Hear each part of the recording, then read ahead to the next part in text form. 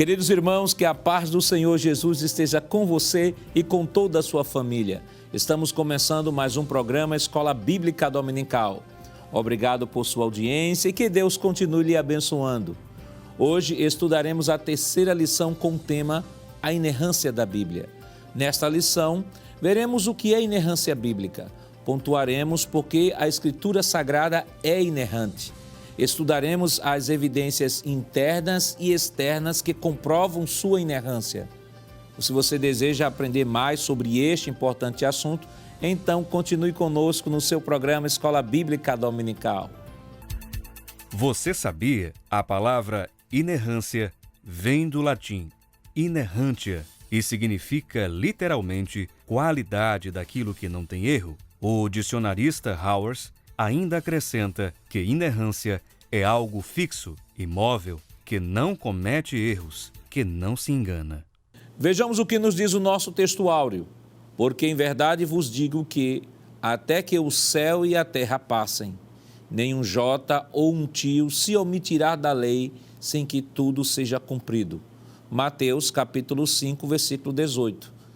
A verdade prática nos diz: a doutrina segundo a qual a Bíblia não contém erro algum denomina-se inerrância das Escrituras. Por isso, podemos confiar em sua mensagem que é incorruptível. Os objetivos específicos da lição desta semana são três. Primeiro, informar que a Bíblia é isenta de qualquer tipo de erro. Segundo, explicar que o Espírito Santo manteve a revelação divina incorruptível. E terceiro, constatar que a Bíblia é a verdade de Deus.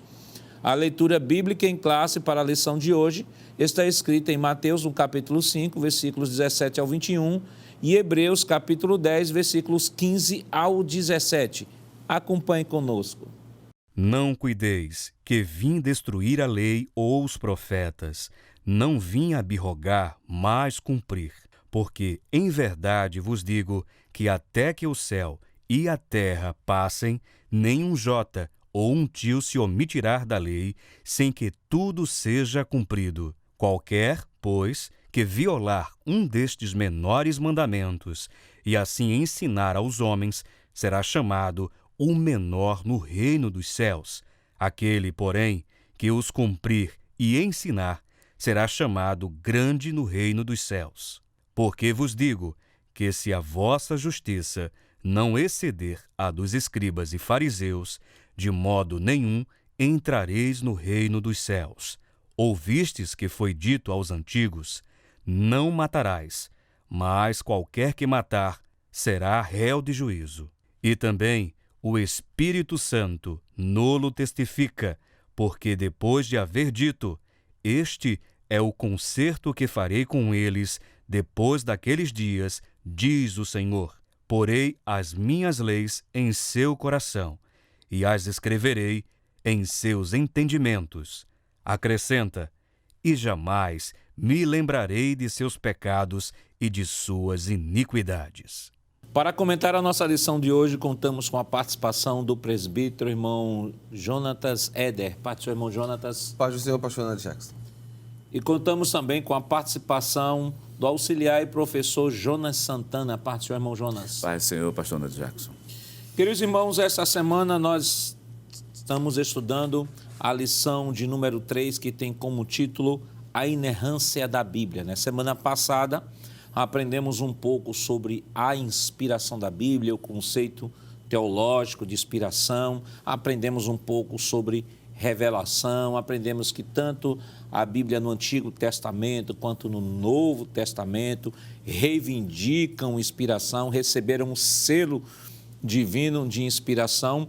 E o assunto que nós estaremos tratando esta semana está também relacionado ao conceito de inspiração e, de repente, você pode até achar um pouco redundante estar tratando deste assunto de inspiração nesta lição de inerrância, mas a inspiração está diretamente ligada à inerrância.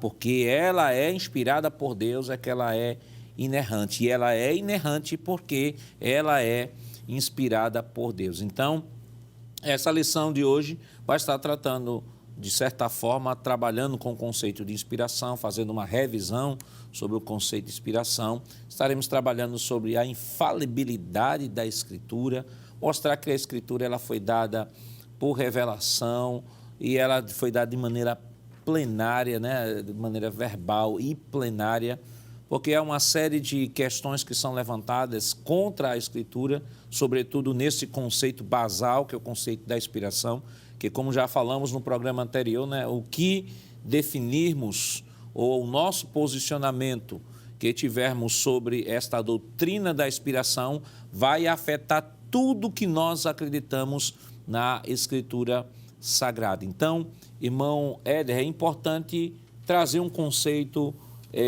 de maneira bem clara, né, sobre inerrância da Bíblia, para que as pessoas não possam se confundir ou, muitas vezes, afirmarem determinadas coisas sobre a doutrina da inerrância, que é alheia à própria doutrina. Perfeito, pastor, perfeito.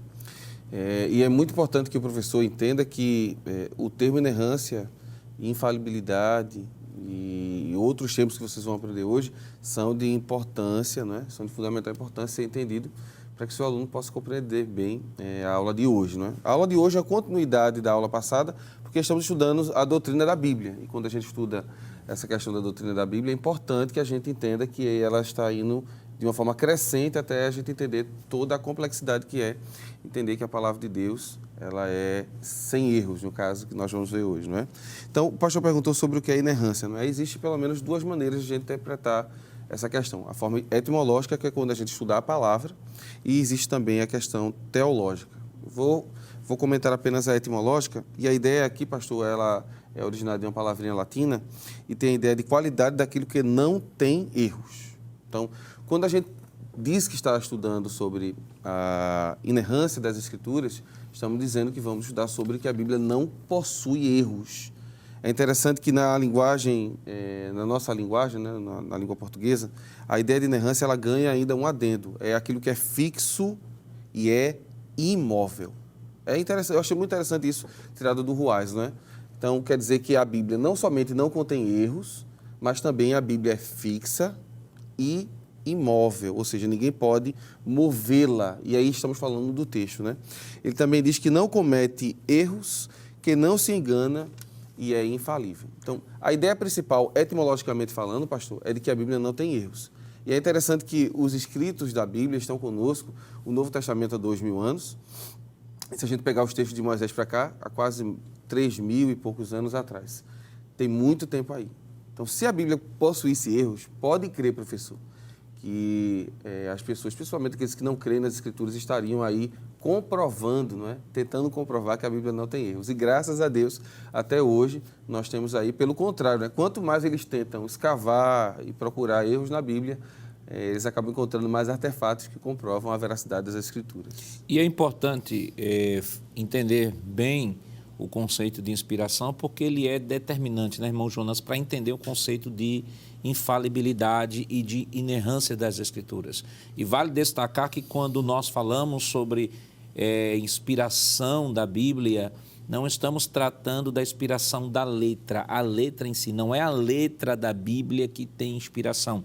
Porque se a inspiração estivesse na letra, o texto não poderia ser traduzido para nenhuma outra língua.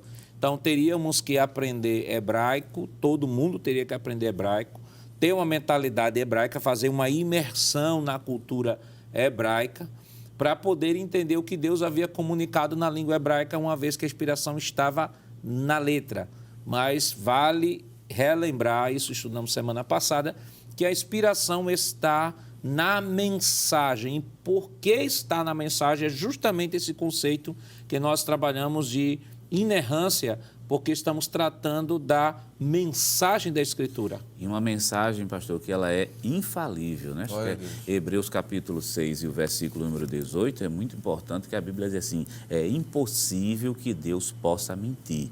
Quer dizer, essa mensagem, ela vem de Deus, essa mensagem está sendo levada ao homem e essa mensagem se transforma em infalível porque a Bíblia garante por si só que Deus não pode mentir em nenhum momento. Então, inerrância e inspiração divina estão atrelados. Ora, se inspiração está justamente na mensagem, que a gente já até viu na aula passada, que o texto, na verdade, de 2 Timóteo, capítulo 3, versículo 16, fala de inspiração em língua portuguesa, né? Mas a tradução seria respirada, quer dizer, a ideia, na verdade, ela sai de Deus. Olha, se ela sai de Deus, o que sai de Deus é puro, é santo, é correto e, por sua vez, é infalível. Por isso a gente está falando de inerrância. Tem uma coisa também a observar, que a gente fala de inerrância, tanto do ponto de vista etimológico quanto teológico, porque, teologicamente falando, a inerrância ela é uma doutrina. Isso. Uma doutrina bíblica. Ela não é simplesmente uma questão de opinião particular.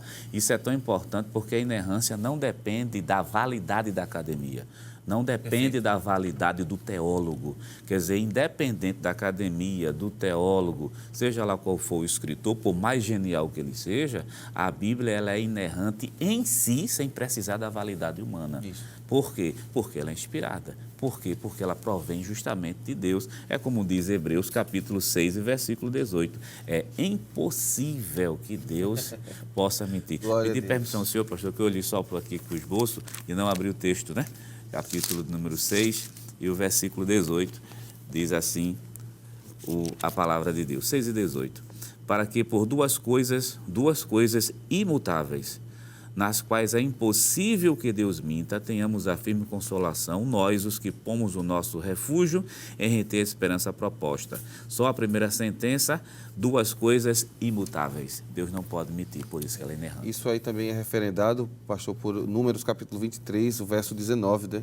Deus não é homem para que minta. E como Deus é o autor das Escrituras, é impossível que ele tenha se enganado em algum fato. Pedir permissão ao senhor, pastor, só uma coisa pegando adendo aqui, porque é muito comum quando se fala dessa questão, desse conceito de inerrância, as pessoas querem apontar questões culturais, questão históricas, né? Questão histórica, questão de linguagem. Questão científica. Questões científica. Eu lembro que muitas vezes tem uma frase que diz, a Bíblia tem resposta para tudo, envolvendo todas as áreas. Espera aí, ela tem resposta para tudo que o homem precisa para saber quem é Jesus, chegar no céu e ser santo.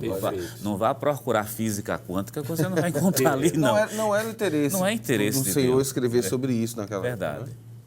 E é importante, irmãos, nesse conceito de inerrância, né, como doutrina, irmão Jonas colocou, até para acrescentar ainda mais ao conhecimento do professor que está nos assistindo, depois você pode pesquisar aí na internet, chamada Declaração de Chicago.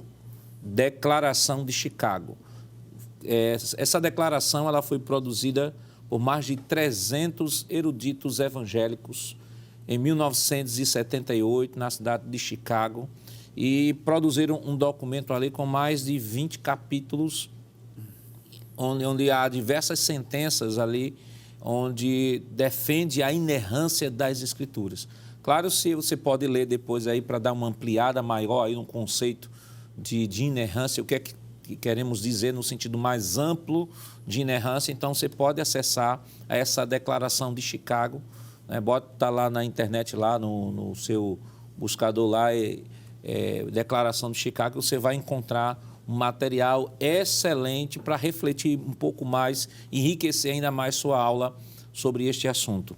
Irmão Éder, o irmão Jonas trouxe aqui uma coisa bem interessante, né? Porque quando se fala de inerrância, nós já tratamos aqui que a inerrância ela é aplicada à mensagem, não à letra, porque se fosse aplicada à letra, o texto não poderia ser traduzido para outra língua. Entre línguas existem diferenças culturais, diferenças de estrutura, de pensamento, de contexto. Então, o que muitas vezes é o grande desafio do tradutor às vezes, encontrar uma palavra na língua a quem ele está querendo traduzir, e muitas vezes aquela palavra não existe, o conceito nem existe. E, às vezes, o tradutor vai ter que criar a palavra, vai ter que familiarizar o povo com aquela palavra para poder inserir na tradução do texto. Então, é falível pensar de que você pode usar o argumento da tradução ou o argumento das diferenças culturais como um testemunho contra a inerrância das Escrituras. E, infelizmente, se a gente não se ater ao conceito realmente de inerrância, a gente pode cair desse erro também, não é?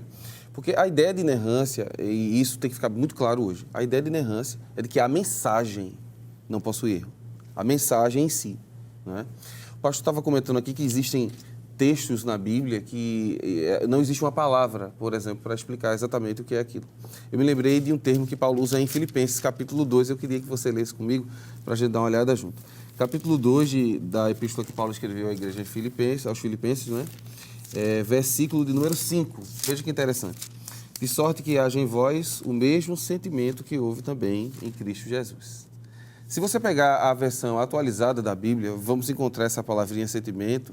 Em vez da palavra sentimento, nós vamos encontrar atitude.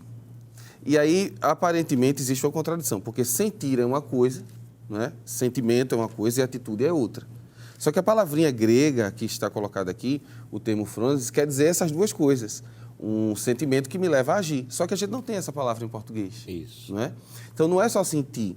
Também não é só fazer, porque tem gente que sente e não faz. Tem gente que faz, mas não faz porque sentiu. O que a Bíblia está dizendo aqui é que o sentimento que Jesus teve, né, de amor pela humanidade, foi tão tremendo que ele desceu e se fez servo, e não somente servo, ele vai morrer em morte de cruz para ser exaltado por Deus. Mas a beleza de entendermos a inerrância como mensagem é exatamente isso.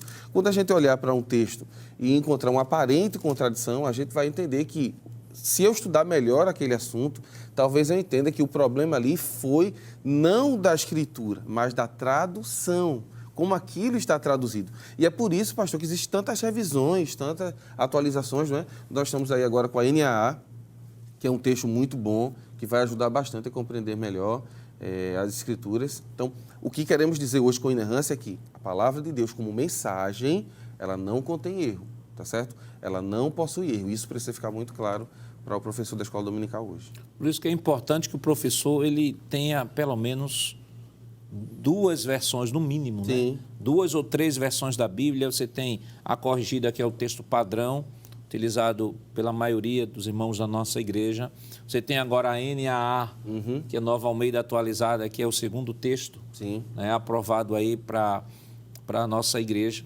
Mas nós temos também a NTLH, Nova Tradução na Linguagem de Hoje, que, aliás, é a versão utilizada em todo o currículo da escola dominical, desde maternal até a classe de 15 a 17, é a NTLH. Então, principalmente os professores dessas faixas, é importante que tenham essa versão em mãos para que possa estar mais familiarizado com o contexto e com a própria lição. Porque, imagine, ele tem a versão corrigida, a lição da escola dominical está na NTLH, então acaba não havendo uma sincronia se o professor não tem essa sensibilidade de ter também essa outra versão, para que possa estar mais familiarizado não só com a lição, mas estar também familiarizado com o próprio texto, que é um texto facilitador, né? Que nós chamamos, que na teologia se chama, né, tradução de equivalência dinâmica, né, que procura trazer a mensagem de maneira mais clara dentro de uma linguagem mais contemporânea, né? Vai traduzir pesos, vai traduzir medidas, vai traduzir muitas coisas que nem a corrigida e nem a atualizada acabam traduzindo. Isso. Ela acaba, de certa forma, trazendo uma tradução contemporânea, né? Vai transformar côvados em metros, distância de um tiro de um arco. Qual é a distância de um tiro de um arco? Aí ela vai traduzir como 100 metros, mais ou menos 100 metros. A distância da jornada de um sábado. Qual é a distância da jornada de um sábado? Aí ela já vai traduzir isso em quilômetros. Então, é importante que o professor esteja familiarizado com isso. A Bíblia, de fato, é inerrante, né? O que é que a gente pode argumentar a favor da inerrância das Escrituras, considerando essas diferenças culturais, linguísticas e a evolução da própria língua como uma língua viva e dinâmica? Mas isso, é claro, nós estaremos comentando depois do nosso rápido intervalo. Voltamos já.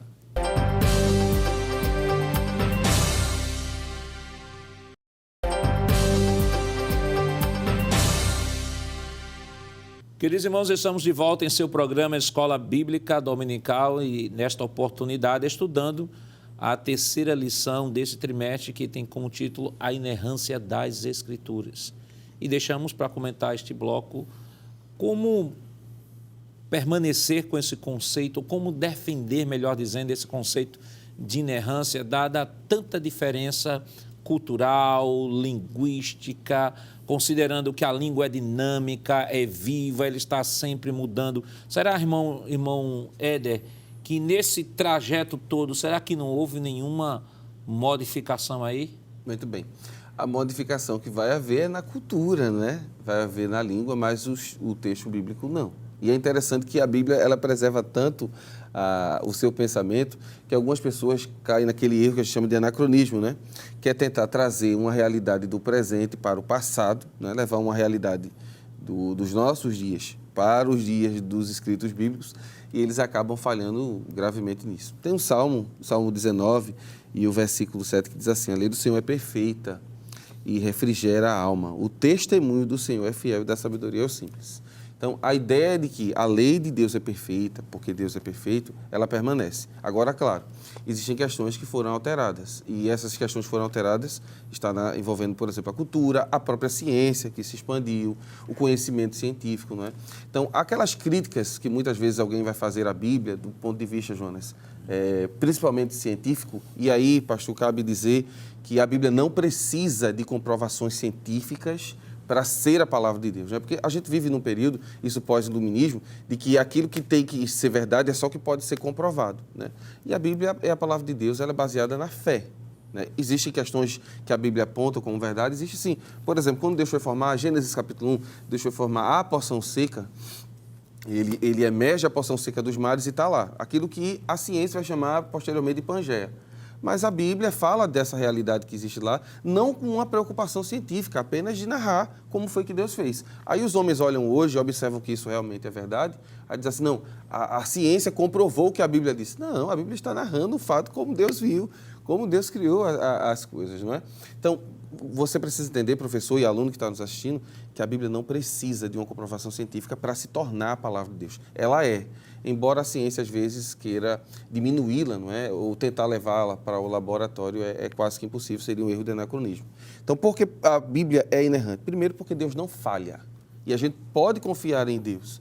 Deus não falha, não é? O texto que lemos do Salmo 19, verso 7 diz isso, que a lei do Senhor é perfeita, não é? Deus é perfeito em suas promessas. A gente poderia citar inúmeras pessoas aqui, o próprio Abraão, que não tinha condições de gerar filho e Deus permite que ele gere. As profecias bíblicas que a gente vai tratar mais para frente.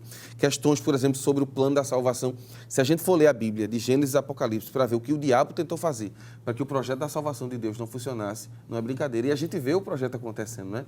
Então você pode, irmão, descansar, porque a palavra de Deus, ela é inerrante e infalível, porque o nosso Deus, ele é infalível e inerrante, ele não erra. E é importante destacar isso, irmão Éder, porque existem algumas pessoas que querem, irmão Jonas, entender a Bíblia a partir da conceituação científica contemporânea.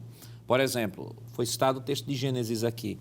A Bíblia fala da criação do Sol, da criação da Lua, como grandes luzeiros, e fala em separado sobre a criação das estrelas. A gente sabe que dentro da classificação científica, o Sol é uma estrela de quinta grandeza. Isso. Né? Quer dizer, existem estrelas mais quentes que o Sol. O Sol é uma estrela de quinta grandeza.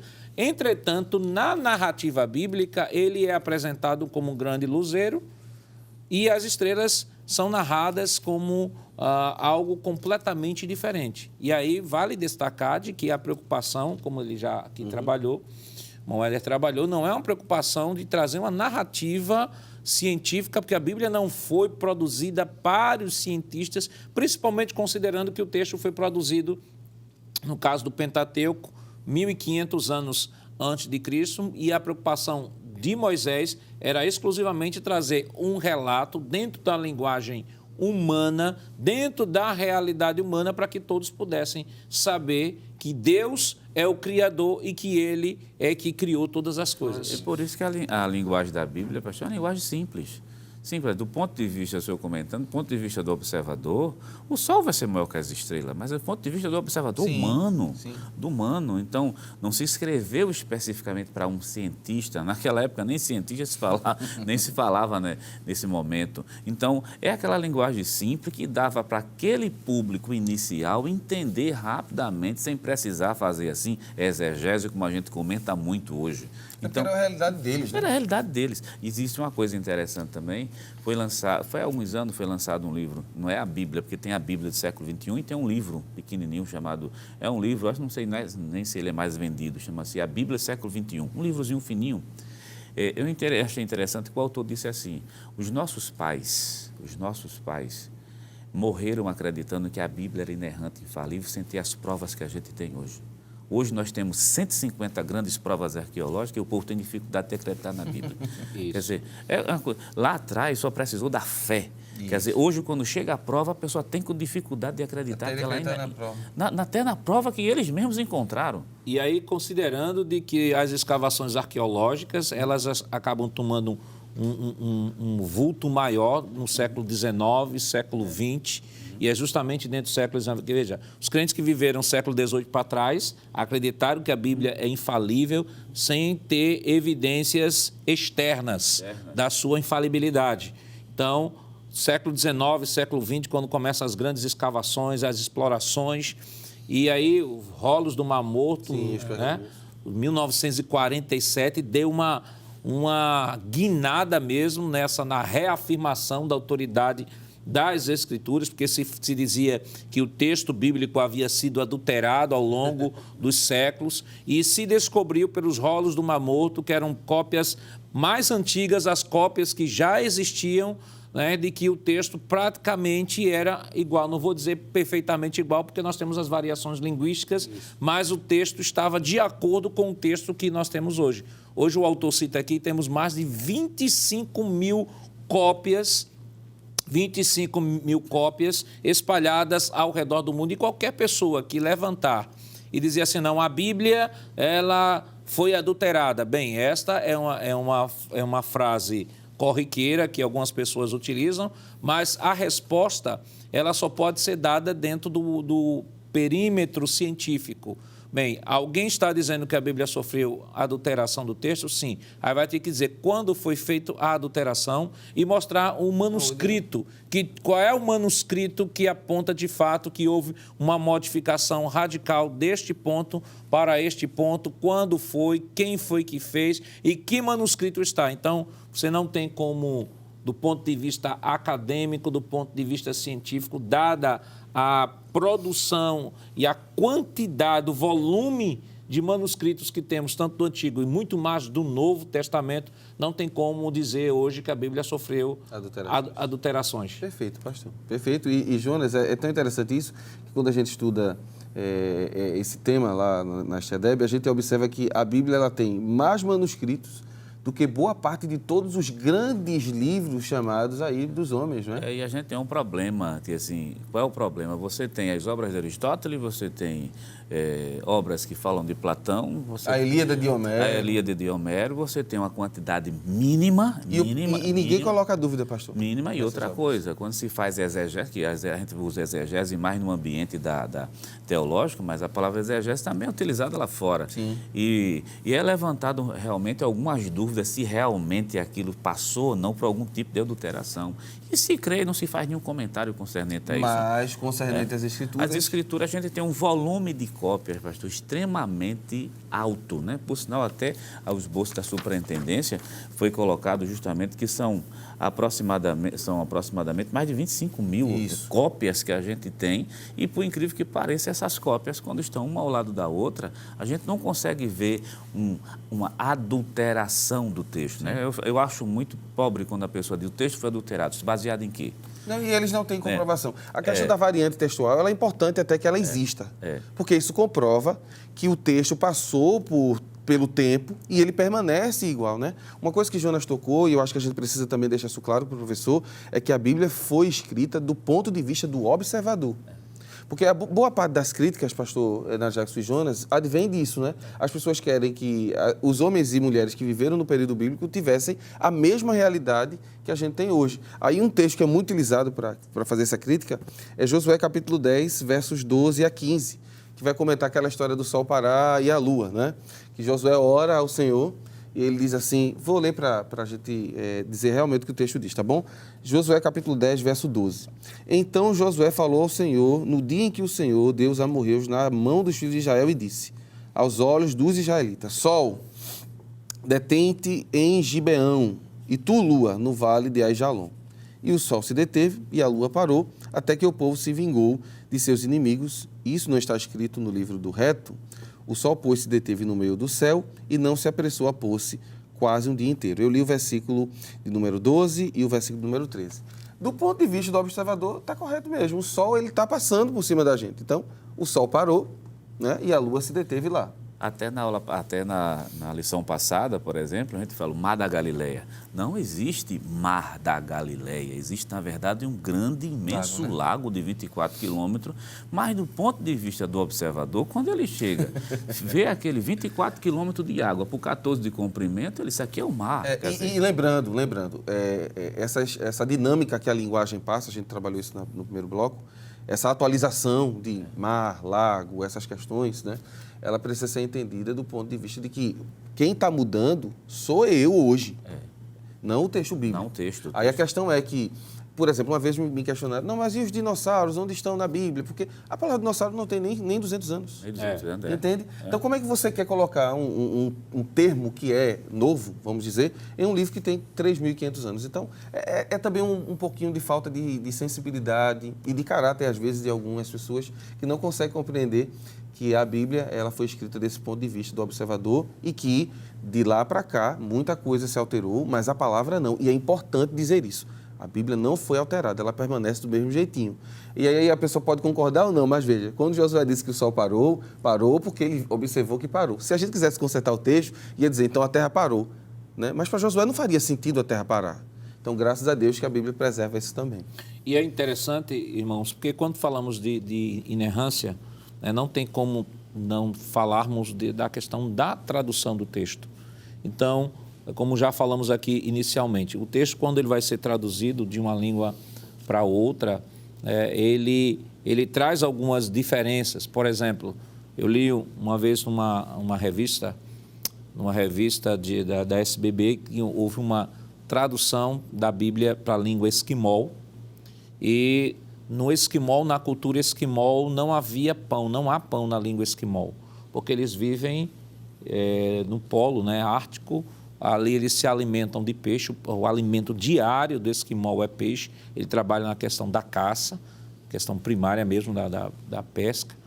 Então, e o que é que acontece? Então, quando foram traduzir a Bíblia para o esquimol, não existia a palavra pão. E aí, quando foram pegar o texto, se depararam com o texto, Jesus dizendo que era o pão da vida, então não tinham como trazer essa palavra, porque essa palavra nem existia na língua esquimol. Então, o que é que de fato Jesus quer dizer quando ele é o pão da vida? Então, olha, Jesus está numa cultura onde o pão tem sentido, onde o pão é o alimento básico e necessário de toda a família. Então, vai para a língua esquimol, cultura esquimol, o que é o alimento básico e necessário, mais básico e necessário na cultura esquimol? Era o peixe. Então, o texto foi traduzido como Jesus é o peixe da vida. Aí alguém pode dizer assim, mas, pastor, isso não estaria acrescentando ou diminuindo, como Apocalipse lá, aí daquele que acrescentar ou diminuir? Se formos entender esse texto à luz da tradução, então temos que admitir que nenhuma Bíblia poderia ser traduzida. A Bíblia não poderia ser traduzida, porque o texto ele vai dar mais volume ou menos volume de acordo com a língua destinatária. Ou seja, por exemplo, quando o hebraico foi traduzido para o grego, você percebe que a Septuaginta ela tem 39 livros. A Septuaginta tem 39 livros, sem considerar os apócrifos que foram acrescentados depois. Tem 39 livros, mas o texto hebraico ele tem menos, ele tem 24 livros. Mas por quê? Porque a própria língua grega ela tem uma infinidade de conceitos e que, quando vai ser traduzido, dá um volume maior. Então, quando a Bíblia fala acrescentar ou diminuir, não está falando do processo da tradução do texto. Ela está falando de acrescentar a mensagem. Perfeito. Nesse exemplo em especial, né, dizer que Jesus é o peixe da vida, para a gente não tem sentido, mas para o esquimol tem todo sentido. Dizer que Jesus é aquilo que é básico, que é necessário, que é essencial para a sobrevivência do ser humano. Então, é importante que se entenda isso, para que, quando os irmãos se depararem com situações e argumentos até de pessoas que vão pegar textos que vão sendo traduzidos de uma língua para outra e dizer, olha, aqui nessa língua está assim e nessa língua está assim. Mas isso envolve todo um trabalho dinâmico, todo um trabalho técnico, todo um trabalho científico para escolher aquela palavra exata que vá naquela língua ser compreendida da mesma forma que o destinatário, do que aqueles que receberam o texto original compreenderam de fato aquela mensagem. E como, diante da contemporaneidade, ainda acreditar de que a Bíblia é a palavra de Deus em face a todos esses ataques que a Bíblia vem enfrentando? Mas isso, é claro, nós estaremos comentando depois do nosso rápido intervalo. Voltamos já.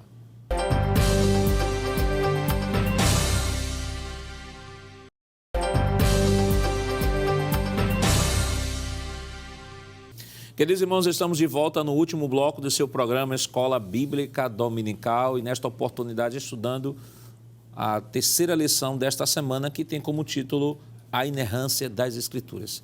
Como os irmãos já puderam ver, é um tema muito extenso, é muita informação, mas é importante que o professor ele possa, acima de tudo, né, estudar esta lição, se debruçar sobre ela, pegue as referências que são citadas pelo autor da lição, leia com seus alunos na escola dominical. É importante que você fundamente biblicamente a inerrância das Escrituras.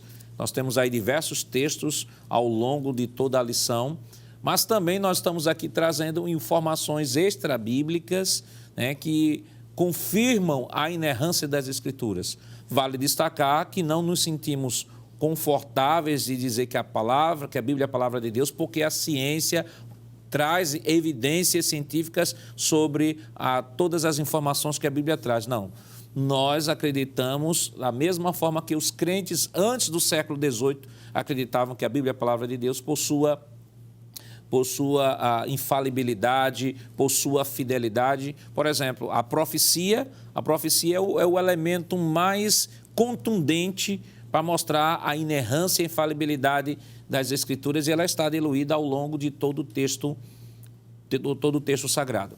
Mas, irmão Éder, que evidências, né? A Bíblia sofre tanto ataque, principalmente essa questão da inerrância. Tem gente que pega as questões, como a gente já tratou aqui, questões culturais, aparentes contradições textuais. Diz assim, olha, a Bíblia aqui fala 2 cegos, aqui a Bíblia fala 1 cego. A Bíblia diz aí que ele saía de Jericó para Jerusalém, e o outro dizia que ele saía de Jerusalém para Jericó. Aí vão pegar essas aparentes contradições para dizer, está vendo que a Bíblia está errada? Está vendo que há contradição? Olha textos aqui que estão se chocando. Um diz uma coisa, outro diz outra. Só que, na verdade, quando fazem esse levante a partir disso e procuram descredibilizar o texto sagrado, eles estão esquecendo de que estamos falando de um texto de mais de 20 séculos, no caso aqui do Novo Testamento, e que, se nós não estamos entendendo no século XXI o que o texto que foi produzido há mais de 20 séculos atrás, se não estamos entendendo, o problema não é do texto,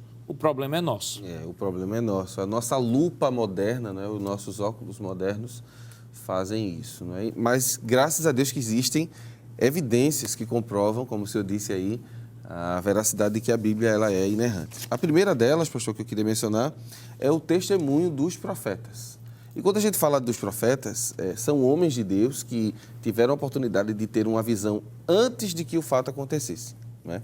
E inúmeras dessas profecias se relacionam diretamente com o Messias, porque essa é a grande mensagem das Escrituras. Né? Na próxima lição nós vamos ver a divisão da Bíblia, a gente vai ver que a grande mensagem da Bíblia é falar sobre Jesus.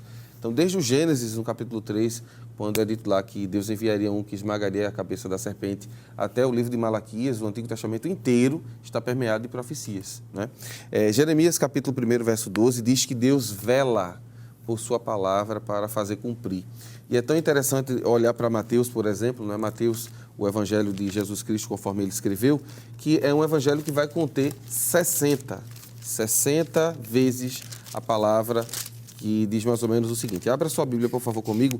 Logo no capítulo de número 1, aí você vai ter do capítulo 1, verso 1 até o 17, as gerações, e depois vai contar como é que nasceu Jesus.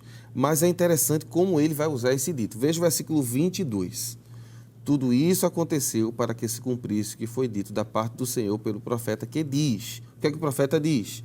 Eis que a virgem conceberá e dará à luz um filho e será chamado pelo nome de Emanuel. E aí ele coloca entre parênteses, né? Emanuel traduzido é Deus conosco. Isso vai acontecer 60 vezes. Né? Veja no capítulo 2, essa aqui é mais interessante. Capítulo 2, versículos de número 3 em diante. E o rei Herodes, ouvindo isso, perturbou-se e toda Jerusalém com ele. Ouvindo o quê? Um adendo. Ouvindo que o Messias havia nascido e que os magos do Oriente haviam descoberto através da estrela que o Messias havia nascido. Verso 4. E congregados todos os príncipes dos sacerdotes, os escribas do povo, perguntou-lhe onde havia de nascer o Cristo. E eles disseram, em Belém da Judéia, porque assim está escrito pelo profeta. E aí ele vai citar Miqueias, não é? Verso 6. E tu, Belém, terra de Judá, de modo nenhum és a menor entre as capitais de Judá, porque de ti sairá o guia que é de apacentar o meu povo Israel. Então, uma das coisas mais belas nas Escrituras são a comprovação de que aquilo que foi dito no Antigo Testamento, ela é não só respaldada, mas cumprida em Cristo. Se a gente pudesse citar aqui, eram inúmeras. Tem um momento que Jesus está sendo batizado por João e João até questiona, mas Senhor, eu que preciso ir a ti? Jesus diz assim, não, tem que ser para que se cumpra as Escrituras. Então, a profecia ela é uma evidência muito forte na Bíblia, pastor, que assevera a inerrância das Escrituras. Irmão Jonas, e quando a gente fala de inerrância das Escrituras, nós estamos falando de inerrância quanto à sua mensagem, do ponto de vista histórico, ou seja, todas as cidades, lugares que a Bíblia menciona que existiram no mundo antigo, de fato. Não vou dizer todas, porque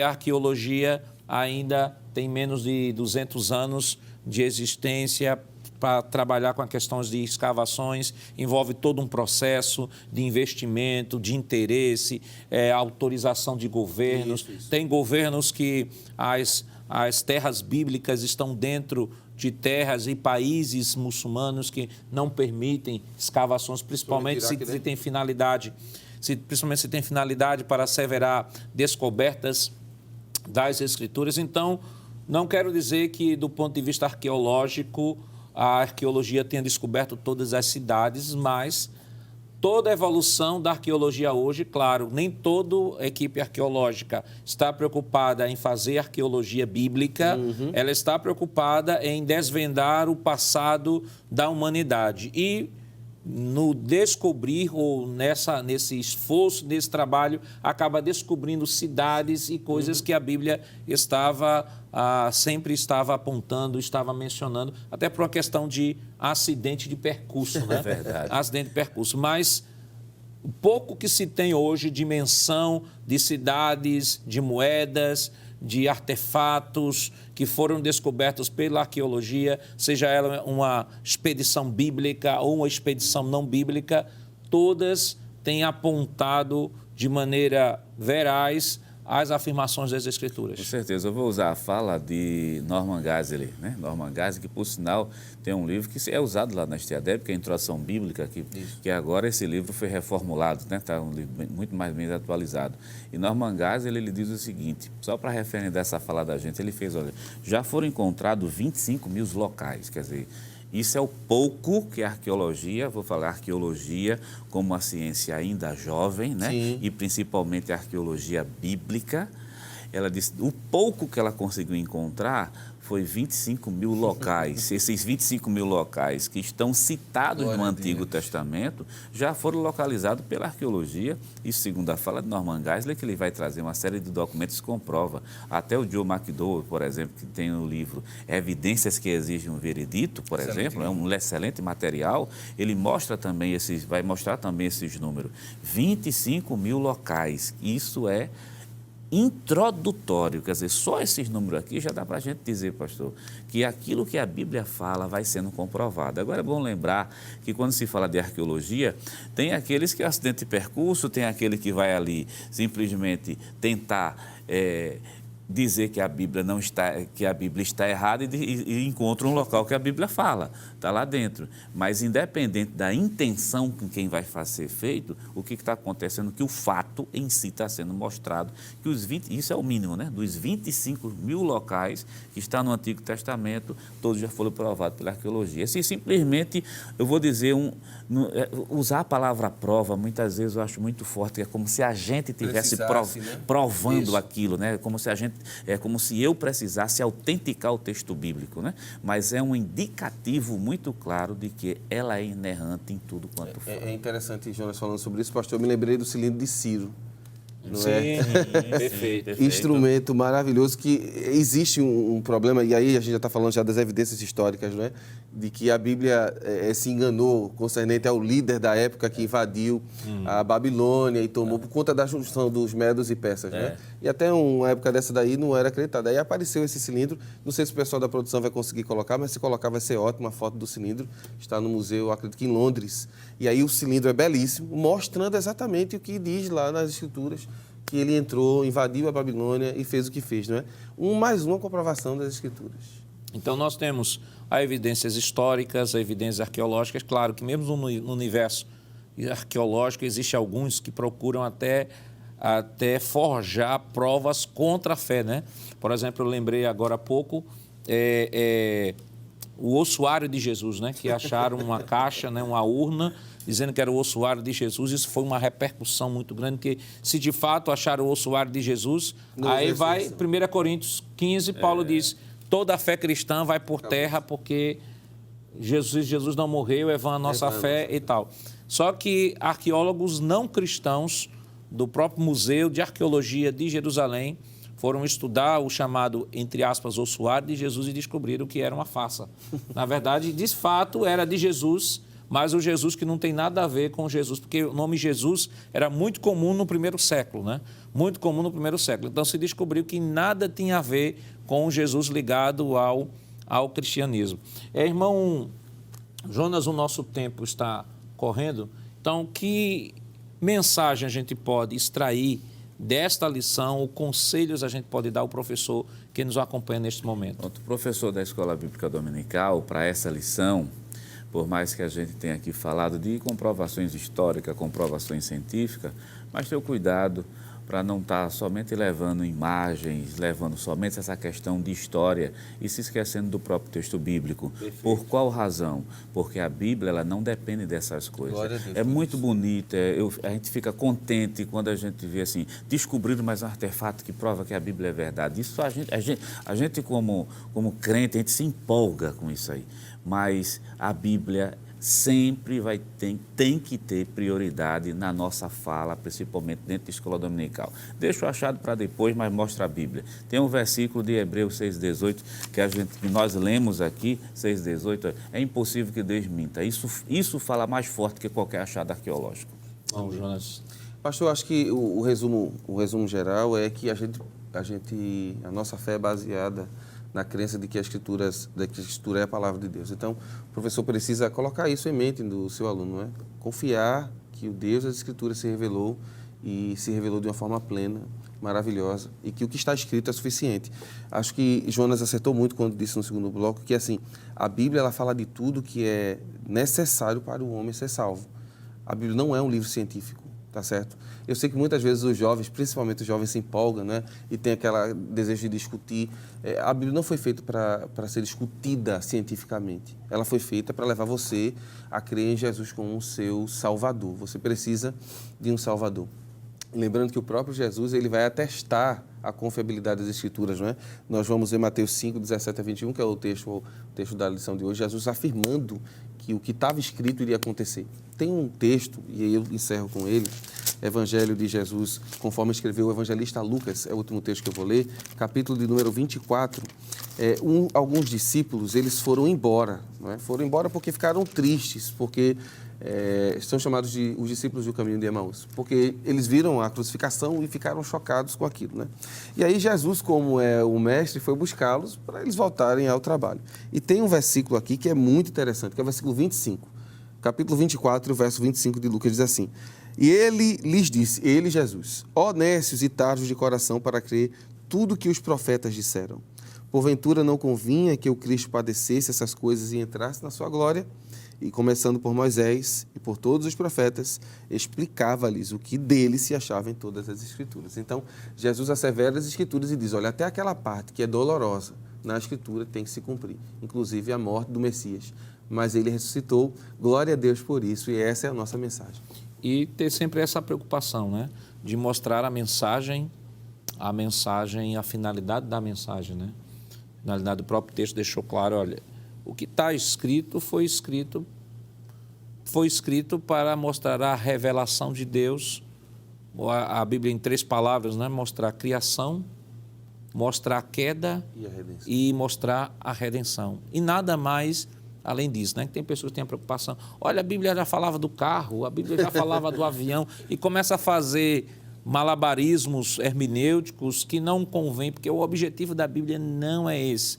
Claro que a Bíblia fala sobre a evolução da ciência, sim.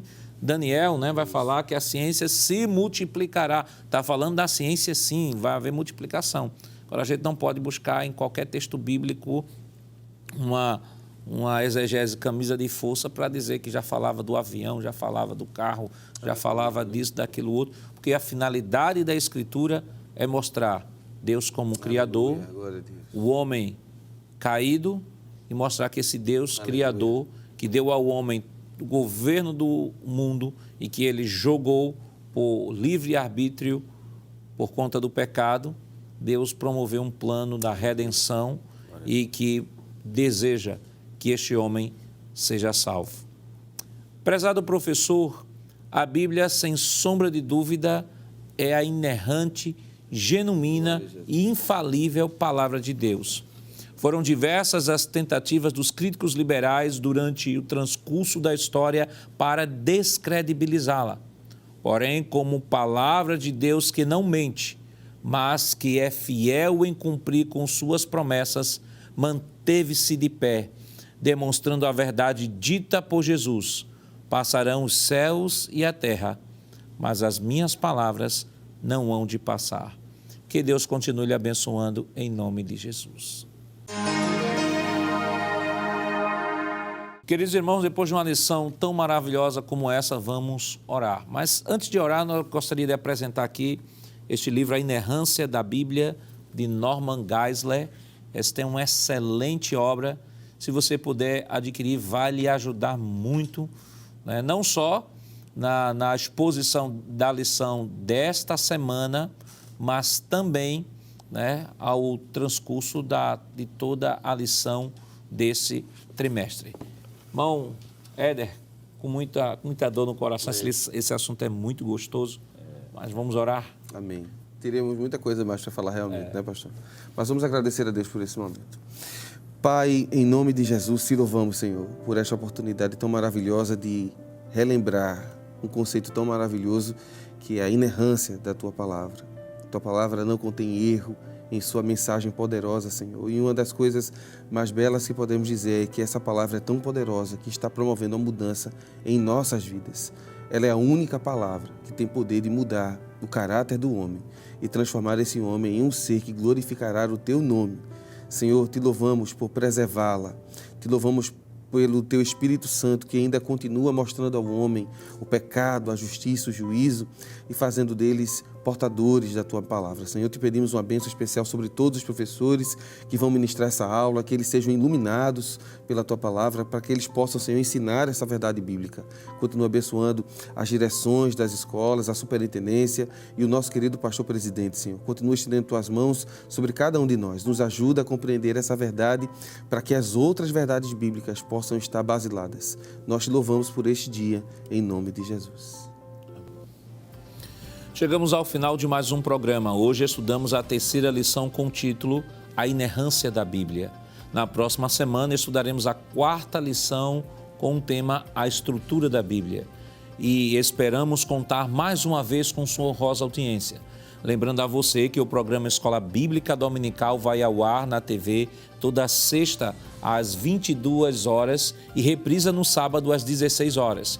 Também está disponível em nosso canal no YouTube, Rede Brasil Oficial. Acesse o canal, se inscreva, ative o sininho e compartilhe. Obrigado por sua companhia e até o próximo programa. Que a graça do nosso Senhor Jesus Cristo, o amor de Deus nosso Pai, a comunhão do seu Santo Espírito estejam com todos hoje e para todos sempre. Amém.